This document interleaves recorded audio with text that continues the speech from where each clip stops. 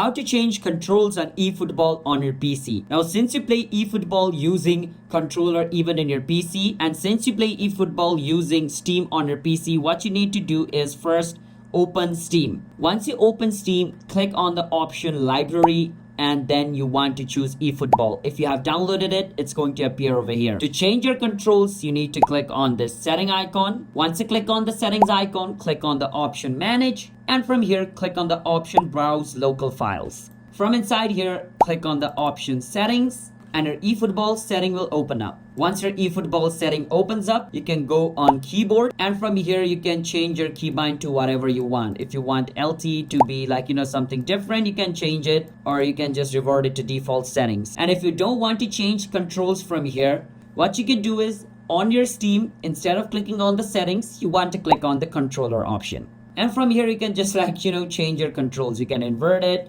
you can edit the layout, or anything you want. So that's how you guys can do it. Subscribe to our channel for more videos like this.